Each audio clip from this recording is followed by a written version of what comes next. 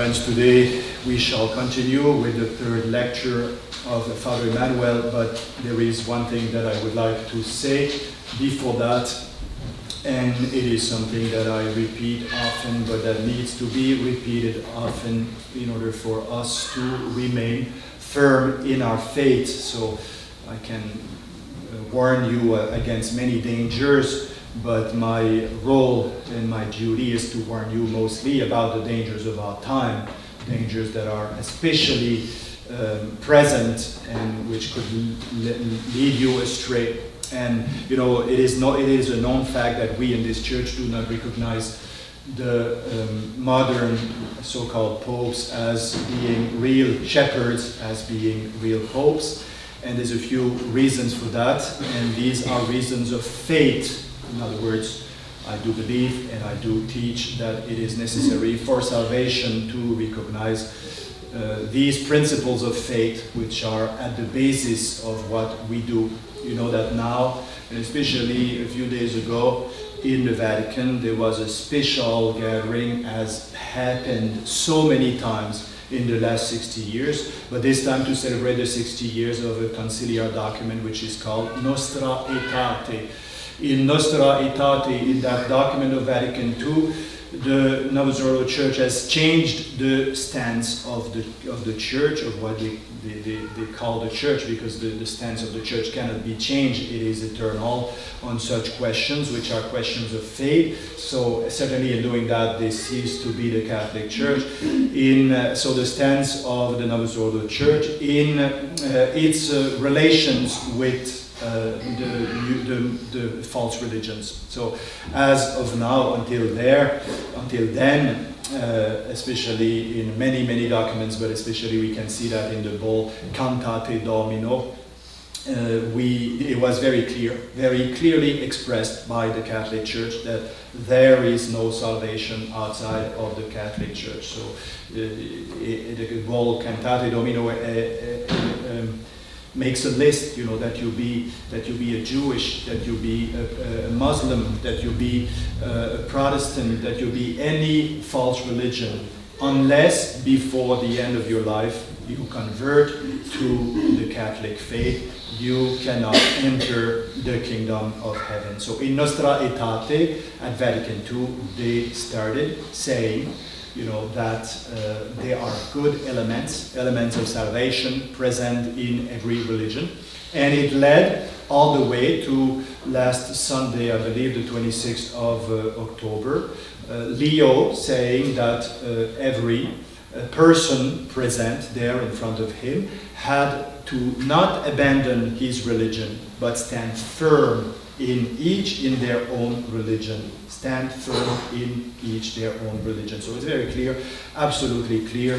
Whoever doesn't want to see that is of bad faith. They are preaching that every man must remain, must not abandon his religion, his false religion, which is coming from the devil, as we know, but stand firm in its false religion. Indeed, the Church rejects all forms of discrimination or harassment because of race, color, condition of life, or religion. This historic document, therefore, opened our eyes to a simple yet profound principle.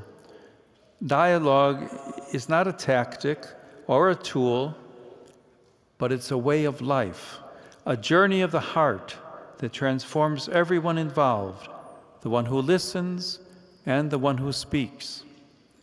What is more, we walk this journey not by abandoning our own faith, but by standing firmly within it. For authentic dialogue begins not in compromise, but in conviction, in the deep roots of our own belief that give us the strength to reach out to others in love. 60 years later, so from the beginning, after Vatican II, some clerics, we can think of Archbishop Lefebvre, we can think of also Archbishop Tuke and many priests also, saw in this document of Vatican II an apostasy, a change of the Catholic faith. So, as of now, we could have said, oh, you are interpreting this Vatican II document in the worst possible sense, but today, it is very clear. It is very clear. Leo, if people consider that Leo is the Pope, then they have to say Leo is giving us the proper understanding, the proper interpretation of this document, Nostra Aetate. Therefore, we have to say it is the very document, Nostra Aetate, which teaches religious indifferentism and apostasy. Therefore, Leo is telling us that, the apostasy started, among other things, by this document, Nostra Aetate. So let's read Mortalium Animos from Pius XI, Mortalium Animos, encyclical, so unreformable doctrine of the Church. For which reason, says Pius XI, conventions, meetings, and addresses are frequently arranged by these persons, at which a large number of listeners are present, and at which all, without distinction, are invited to join in the discussion, both infidels of every kind and Christians, even those who have unhappily fallen away from Christ, or who with obstinacy and pertinacity deny his divine nature and mission.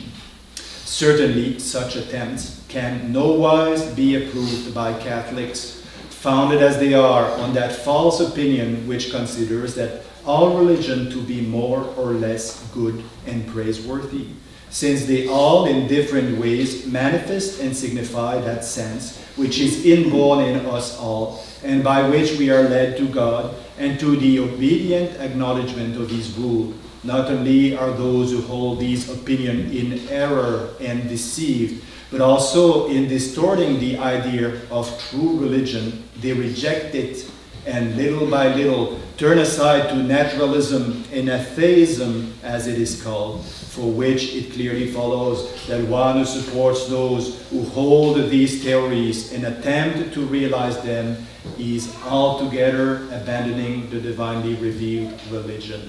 So, Mortalium Animos, Pius XI, no doubt, if you do such a thing as they are doing today in the Vatican, you are altogether abandoning the divinely revealed religion. But, in the Church, one could not say that some dogmas are important and some other dogmas are not important. This has been condemned by the Church. For example, some people, especially the Protestants, would say, well, it is important to believe in the Holy Trinity, but it is not that important to believe in, for example, the primacy of the Roman Pontiff. So there would be important dogmas in the Church which you have to believe in order to be saved, and then there would be dogmas that are not so important. They are not part of the essence of revelation. This has been absolutely condemned by the Church. No, everything that the Church teaches must be believed with the assentiment of faith, with supernatural faith, in order for one to enter the kingdom of heaven. So this is why we insist, and maybe sometimes ad nauseam, that we insist and insist and insist to tell the faithful, don't only say that these people are preaching error, but accept the obvious that these people are imposters, people who are teaching a false religion. Let's take the same encyclical, Mortalium Animos, of Pius XI. So Pius XI says, furthermore, in this one Church of Christ, no one can be or remain who does not accept, recognize, and obey the authority and supremacy of Peter and his legitimate successors. So you cannot be in the Church, says Pius XI, if you do not accept, recognize, and obey the authority and supremacy of Peter and his legitimate successors. In other words, if you're saying that Leo is the Pope, and you do not accept, recognize, and obey his authority and supremacy, if he is a legitimate successor, every time the Church says legitimate successors, if you don't obey this legitimate successor of Peter as you believe he is, you cannot be or you cannot remain in the Church of our Lord Jesus Christ. So things are very simple, at the end of the day, as Christ himself, it's very simple. Christ is truth, and so it is very simple. there is two possibilities, two opinions today which could be Catholic. So the first one would be that you recognize the new church, that you recognize the new authority, and you obey them. You follow their lead, you follow the lead of Leo. Leo tells you that Nostra Aetate is a good thing, so you participate, you approve, you praise inter-religious gatherings. You praise the words of Leo saying that everybody must stay each in their own religion. So that's the first Catholic attitude, quote unquote, that we could adopt. The other attitude is that you do not recognize this new church as being the church established by our Lord Jesus Christ, and therefore, with all legitimacy, with all, logically, obviously, you do not obey this false church because you do not recognize in these people the true shepherds of the church. Now, we know very well by reason, because faith doesn't contradict reason, so we know very well that what they are doing in the Vatican today, and since Vatican II, is condemned by Pius XI, has been clearly condemned by Pius XI. So we understand that if we accept the legitimacy and preaching and doctrine of these people, well, we are going against what has always been believed in the church, what has always been taught in the church. Therefore, we are left with one possibility, which is what we are preaching, which is that these people are false shepherds. They are devouring wolves who have been introduced in the sheepfold of our Lord Jesus Christ. And make no mistake, this is not new, this is not coming from the era of Francis. This has been going on from John the 23rd, from the death of Pius XII. It is from these days that they have been preaching these heresies and this apostasy. So Leo told us, again, this is the true meaning of Nostra Aetate, that everybody keeps his own religion and we walk together. And Pius XI says, if you think such a thing, you are altogether abandoning the divinely revealed religion. So not only do you have, in order to be saved, not only do you have to reject Nostra Aetate and its consequences, these false interreligious gatherings, but also you have to believe that these people cannot be the legitimate successors of St. Peter. Otherwise, you would not be, or you would not remain in the bosom of the one true church established by our Lord Jesus Christ. Why? Because you do not accept, you do not recognize, you do not obey the authority and supremacy of Peter and his legitimate successors. So I think it is very clear. And this is why, since we are entrusted by God with the salvation of your souls, we have to make that very clear. We have to repeat that to you.